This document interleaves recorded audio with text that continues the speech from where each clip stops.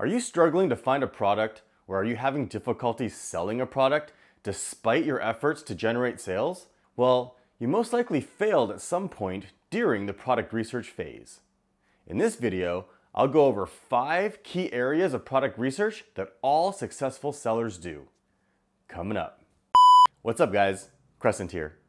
On this channel, I share tips and strategy videos, just like this one, on how to succeed on Amazon private labeling. So if you're new here, consider subscribing. Let's get started. All right, so I frequently see beginners with no shortage of passion and determination struggle with product research. And from my experience, the reason boils down to execution. Not that you're failing to execute, but the fact that you either don't have a plan or you're executing a bad plan.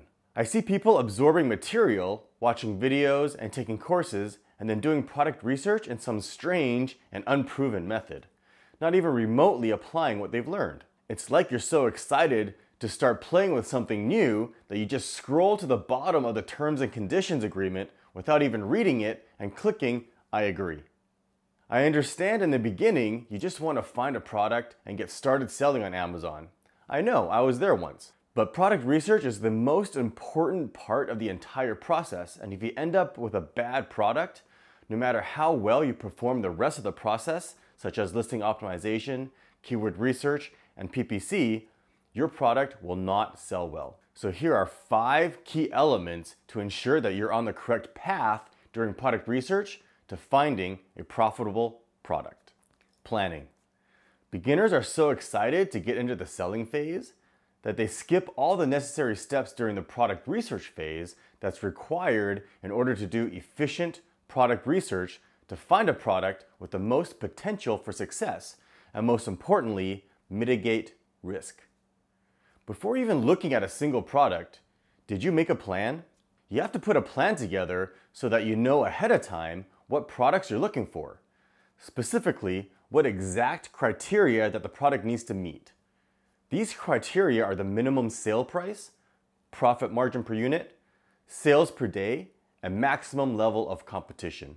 If you don't sit down and figure out these numbers ahead of time, you're just aimlessly hunting around the marketplace with no goal or direction. You need specific targets, actual numbers, so when you're analyzing a niche, it becomes a black and white issue. Does the product pass or not? There's no gray area. If you need to take a screenshot and seek consultation on a niche, then you haven't figured out these numbers ahead of time. Data analysis.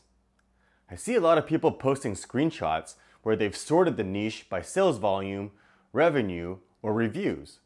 You mustn't do that. The data needs to be analyzed in the organically ranked order. Why? Because you're competing with the listings that are organically placed on the first page. These are the only listings that matter. The rest of the listings are insignificant. Either they're not selling enough units or the listings aren't on the first page to be of any competition. Second, if you didn't know, you do not consider the sponsored ads while analyzing a niche. These are the listings on the top of the page that say sponsored. The reason is because those are paid advertisements. They are placed there by sellers that are bidding through PPC campaigns. You need to only consider the organically ranked listings. Now, if you have Jungle Scout Lite, for example, this version already removes the sponsored listings by default. If you have the Pro version, by default the sponsored ads are shown in the window, but you can change that behavior in the settings so that it automatically removes the sponsored listings. This is important because I've seen too many beginners do this. The problem occurs when you see a sponsored ad on the page, but the same listing just so happens to also be on the first page organically.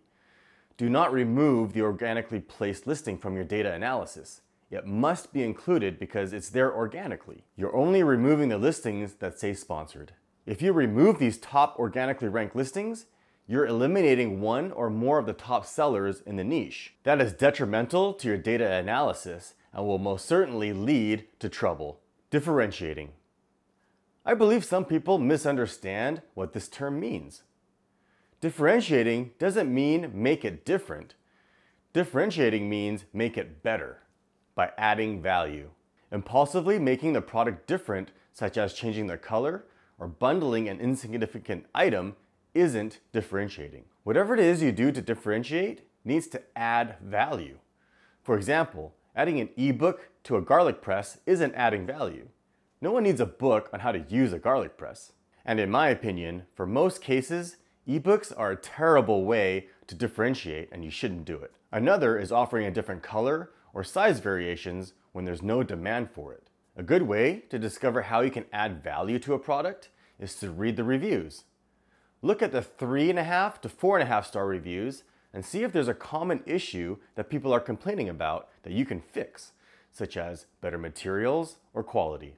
If people are asking for different sizes or color, only then would that be a viable option to differentiate. I don't suggest considering the reviews lower than 3.5 stars though, because those are typically pretty harsh and spiteful reviews and not really productive comments and suggestions on improving the product. You want to take a look at the reviews where the buyers were generally happy with the product, but just had a minor complaint to voice.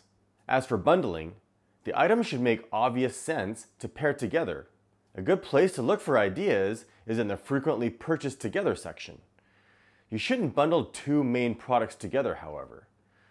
The bundled item should be a small bonus item. To find bundling ideas, I have a video here on a powerful tool you can use to reveal excellent products. Product tracking. A lot of people skip this step where undervalue is significance. Once you've found a potential product, you need to make sure to product track it to verify the sales volume that you saw in the Chrome extension. The reason being is that those numbers in the Chrome extension may not be accurate. So you need to product track the top listings for at least a week or more until you can form a clear picture of what the top listings are selling per day. That way, you can make an informed decision on whether or not the product meets your daily sales velocity target. I see a lot of beginners get impatient on this step and don't track the listings long enough, if at all, to get a clear understanding of the sales. If you're not sure about the daily sales numbers, then you haven't tracked long enough. And lastly, and the most important, using the correct broadest keyword. This is so important, and I stress that you must be absolutely certain that you do research using the correct keywords. The problem is twofold. First, if you choose the wrong keyword phrase, you're basing your decision on incorrect data. You need to make sure that the phrase you choose are the least amount of relevant keywords to describe the niche. For example, if you choose a keyword or phrase that is too broad, you'll see a lot of random, unrelated products in the search results. So in this case, it's easy to spot when you've chosen an incorrect keyword phrase. However, if you're using a keyword phrase that is too specific, such as stainless steel garlic press, rather than just garlic press, for example, the results in the search will be mainly garlic presses, but you're looking at a smaller subset of the larger niche. The longer keyword phrase will give you false information on the level of competitiveness. Secondly, because product selection is typically kept confidential, sometimes even between students and mentors, it's difficult to spot when you've chosen the wrong keyword phrase, even if you share a screenshot of the data on your product. Since no one knows what keywords you used, no one can tell you if you used the wrong keywords and prevent you from making a huge mistake. A good way to tell if you're using the correct broadest keyword phrase is to use a keyword research tool and type in the phrase you believe is the correct phrase, and see if any related phrases have higher search popularity. Alright, so if you're struggling with a product or with product research, then perhaps you've recognized that one or more of these issues is the problem. If you would like to learn more on how to tackle each one of these issues, you can find links to videos in the description below. So what are some of the problem areas that you struggle with during product research? Comment below. I'd like to hear what they are and if you have any solutions to them. Thanks for watching.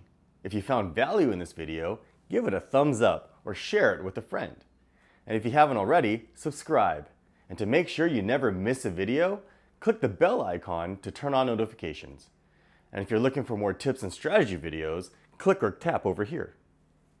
There's also a link in the description to our community forums, which you should totally join. And as always, thanks for watching.